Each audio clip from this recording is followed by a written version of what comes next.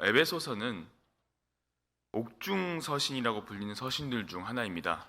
사도 바울이 전도 여행 중에 붙잡혀 로마에 갇히게 되었을 때 감옥에서 서술하게 된 서신입니다. 에베소서의 핵심은 부요함과 하나됨입니다. 모든 신자들은 그리스도 안에서 그리스도의 부요함과 은혜의 영광을 상속받을 상속자들이라는 겁니다. 에베소서가 이야기하고자 하는 것이 바로 그 부분입니다. 때문에 에베소서에서도 주님은 한 분, 믿음도 하나, 세례도 하나라는 사실을 강조하고 있습니다. 그럼으로써 그리스도와의 연합, 그리고 교회와의 연합, 그 하나됨의 중요성에 대해서 에베소서는 잘 드러내고 있습니다. 오늘 에베소서 2장은요, 그리스도와의 연합, 그 구원에 대해 이야기를 하고 있습니다. 오늘 우리가 읽은 1절부터 10절은 두 가지를 이야기하고 있습니다. 구원받기 전과 구원받기 후를 비교하고 있습니다. 2장 1절부터 3절까지는 구원받기 전에 우리의 모습을 직설적으로 표현하고 있고 4절부터 10절에서는 구원받은 후에 우리의 모습을 서술하는데 그 구원에 받은 감격을 굉장히 사도 바울은 직설적으로 표현하고 있습니다. 바울 서신을 읽어보신 분들은 아시겠지만 사도 바울의 성격이 그대로 드러나고 있습니다. 오늘 본문에 보시면 좋다, 싫다, 흔히들 호불호라고 부르죠. 그 호불호가 아주 분명하게 드러나고 있습니다. 2장 1절부터 3절을 보시면 1절에서는 이렇게 우리가 볼 수 있습니다. 1절을 함께 같이 읽어볼까요? 함께 읽겠습니다. 그는 허물과 죄로 죽었던 너희를 살리셨도다. 아멘. 1절에서는 그가라는 주어가 들어갑니다. 그는 누구입니까? 예수 그리스도이십니다.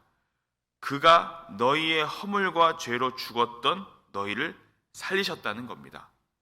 근데 흥미로운 사실은요, NIV를 찾아보니까 NIV에서는요, 이 주어가 나오지 않습니다. 그가라는 말 자체가 나오지 않습니다. 무슨 말이냐면 예수님에 대한 언급은 하지 않고 우리가 허물과 죄로 죽은 자녀들이라는 것에 강조점을 두고 있는 것이죠. 우리가 누구냐 하면 허물과 죄로 죽었야만 했던 너희가 아니고 허물과 죄로 죽을 수밖에 없는 너희가 아니고 어떤 당위성이나 어떤 현상에 대해 말하는 것이 아니라 우리가 이미 죽었다는 겁니다. 그냥 우리는 이미 죽었다는 겁니다. 우리가 숨을 쉬고 살아가고 있지만 실상은 허물과 죄로 인해서 이미 죽어버렸다는 겁니다. 그런 우리를 누가 살리셨습니까? 그가 살리셨다는 겁니다. 그렇다면 우리가 지은 죄가 무엇인지를 우리는 알아야 하는데 그것이 바로 오늘 본문 2절에서 알 수 있습니다. 우리 2절 말씀 함께 읽도록 하시겠습니다. 그때에 너희는 그 가운데서 행하여 이 세상 풍조를 따르고 공중권세 잡은 자를 따랐으니 곧 지금 불순종의 아들들 가운데서 역사하는 영이라. 아멘. 곧 지금 불순종의 아들들 가운데서 역사하는 영이라고 합니다. 사도 바울은 우리의 죄가 불순종에서 왔다는 것을 이야기합니다. 너희는 세상을 따랐고 공중권세 잡은 자, 즉 사탄을 따랐다는 겁니다. 사도 바울은 아주 간결하지만 직설적으로 지금 이야기하고 있습니다. 우리가 왜 죽었습니까? 우리는 공중권세 잡은 자, 사탄을 따랐고요. 우리는 불순종으로 했음을 우리는 알아야 합니다라는 것을 사도 바울이 아주 간결하지만 핵심적으로 이야기하고 있지요. 근데 그 직설적인 사도 바울의 화법이 3절에서 이야기가 또 되고 있어요. 3절 함께 읽어볼까요? 함께 읽겠습니다. 전에는 우리도 다 그 가운데서 우리 육체의 욕심을 따라 지내며 육체와 마음에 원하는 것을 하여 다른 이들과 같이 본질상 진노의 자녀이었더니. 아멘. 중요한 부분이 있습니다. 본질상 진노의 자녀이었더니. 너희는 다른 이들과 같이 본질상 진노의 자녀였다는 겁니다. 너희는 다른 이들과 같이 본질상 진노의 자녀였다는 겁니다. 너희는 다른 이들과 같이 본질상 진노의 자녀였다는 겁니다. 너희는 다른 이들과 같이 본질상 진노의 자녀였다는 겁니다. 너희는 다른 이들과 같이 본질상 진노의 자녀였다는 겁니다. 너희는 다른 이들과 같이 본질상 진노의 자녀였다는 겁니다. 너희는 다른 이들과 같이 본질상 진노의 자녀였다는 겁니다. NIV에서요, 이 성경 번역을 하면, 이 NIV에서 성경을 번역하면요, 직접 번역하면 어떻게 되냐면요, 분노의 대상이었다라고 번역할 수 있습니다. 너희는 분노의 대상이었다. 쉽게 말씀드리면 누군가가 우리에게, 너희에게 분노를 퍼부어도 너희는 할 말이 없는 사람들이다 라는 게 바로 오늘 사도 바울이 이야기하고 있는 거예요. 그게 본질상 진노의 자녀였다는 겁니다. 하지만 사도 바울은 이 1절부터 3절까지 있었던 그 우리의 죄악들을 이야기하면서 4절부터는 구원을 받기 위한 방법을 서술하고 있습니다. 개인적으로 저는 여기 3절과 4절 사이에 그럼에도 불구하고라는 말을 넣고 싶습니다. 왜냐하면 그래야 훨씬 더 부드럽게 이 본문을 이해할 수 있기 때문입니다. 우리 4절부터 5절 한번 읽어볼까요? 함께 읽겠습니다. 긍휼에 풍성하신 하나님이 우리를 사랑하신 그 큰 사랑을 인하여 허물로 죽은 우리를 그리스도와 함께 살리셨고 너희가 은혜로 구원을 얻은 것이라. 아멘. 4절 앞에 그럼에도 불구하고라는 말을 넣으면요, 여러분 3절과 4절이 굉장히 부드럽게 이어집니다. 전에는 너희가 본질상 진노의 자녀였어. 그럼에도 불구하고 하나님이, 긍휼에 풍성하신 하나님이 허물로 죽은 우리를 그리스도와 함께 살리셨어 라고 지금 사도 바울이 이야기하고 있는 것입니다. 4절부터 7절까지는요, 하나님의 크신 사랑을 잘 드러내면서 동시에 구원의 서정을 서술하고 있습니다. 재미있는 사실은요, 4절에서 5절을 보시면 복음의 큰 핵심이 나오는데 세 가지 기적이 나와요. 세 가지 기적이 나옵니다. 5절을 먼저 볼까요? 5절을 먼저 보시면 5절에 나오는 기적의 두 가지가 있습니다. 첫 번째는 허물로 죽은 우리를 그리스도와 함께 살리셨다는 겁니다. 이게 기적이고요. 또 5절에 보시면 괄호에 있는 말이 보이실 겁니다. 그 괄호에 있는 말을 보면 너희는 은혜로 구원을 받은 것이다. 이것이 바로 기적입니다. 5절에 기록되어 있는 두 가지 기적. 근데 4절에서 가장 큰 기적이 기록되어 있어요. 4절을 보시면요, 제일 큰 기적, 죽은 우리를 살리신 것도 기적이고 우리가 은혜로 구원을 받은 것도 기적인데 더 놀라운 기적은 무엇입니까? 오늘 설교의 제목처럼 우리를 사랑하신 그 큰 사랑을 인하여. 무엇입니까? 우리를 사랑하셨다는 겁니다. 우리를 사랑하셨기 때문에 허물로 죽은 우리, 이미 우리를 죽은 우리가 은혜로 구원을 받게 됐습니다. 이것은 우리의 실력도 아니고 우리의 노력도 아니고 우리의 공로도 아니고 오직 사랑하신 하나님, 우리를 사랑하신 하나님의 은혜로, 하나님의 선물로 구원을 받았다는 것. 이것이 바로 오늘 사도 바울이 이야기하는 세 가지 기적인 줄 믿습니다.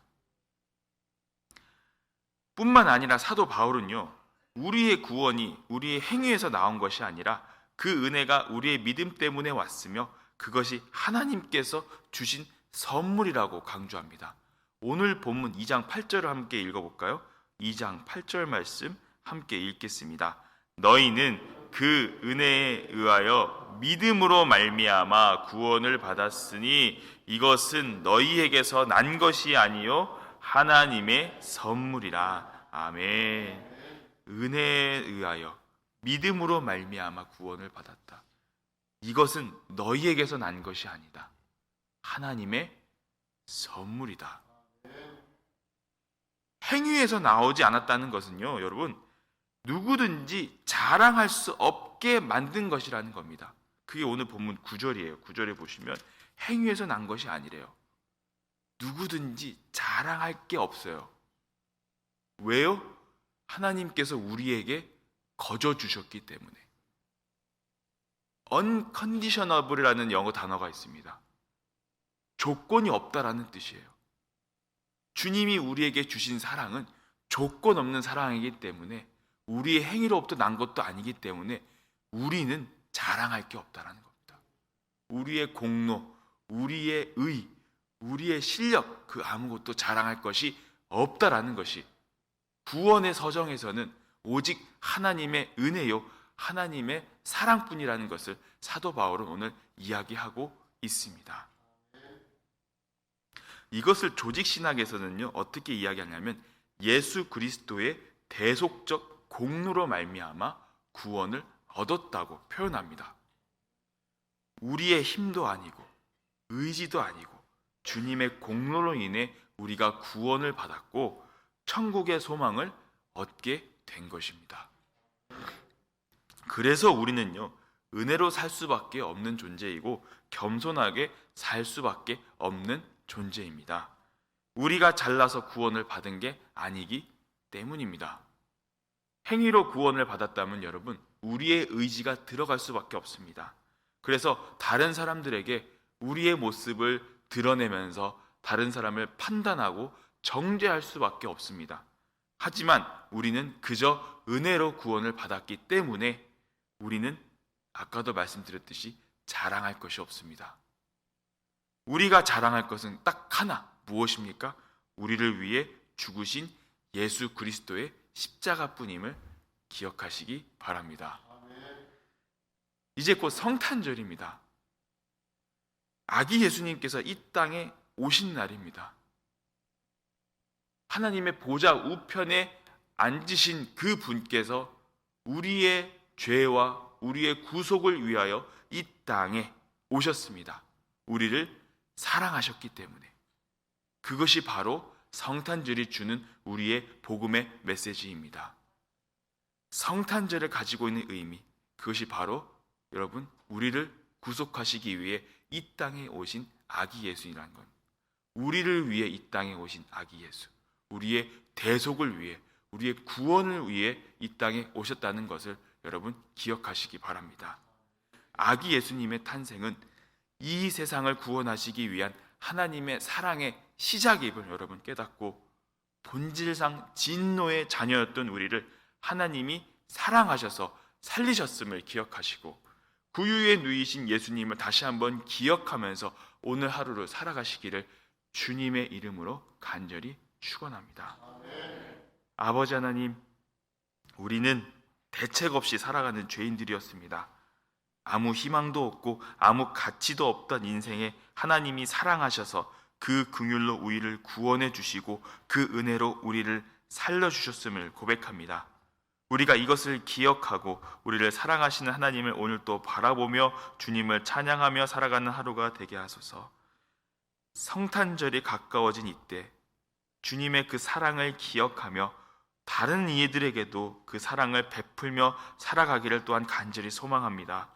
그리하여 주님의 교회가 더욱더 온전히 세워지고 성장하게 하시고 사랑을 받은 잃어버린 영혼들이 주님 앞에 나와 생명을 얻고 기쁨을 얻게 하여 주시옵소서. 사랑하는 우리 자녀들에게도 이 사랑이 얼마나 크고 풍성한 것인지를 가르치게 하시고 이들에게도 그 사랑을 물려줄 수 있는 우리가 되게 하여 주시옵소서. 본질상 진노의 자녀로 살아가는 것이 아니라 주님의 자녀로 살아가는 우리 자녀들이 되게 하여 주시옵소서. 오늘도 이 아침에 나와 주님 앞에 기도합니다. 그저 다른 곳 바라보지 않게 하시고 주님만 바라보게 하여 주시옵소서. 본질상 진노의 자녀였음을 다시 한번 기억하며 주님이 우리를 위해 이 세상에 오셨고 십자가에 못 박히셨음을 다시 한번 기억하며 기도할 때 주님이 주시는 강물과 같은 은혜를 경험하게 하여 주시옵소서. 감사를 드리오며 우리를 구속하시기 위해 이 땅에 오신 예수 그리스도의 이름으로 간절히 기도하옵나이다. 아멘.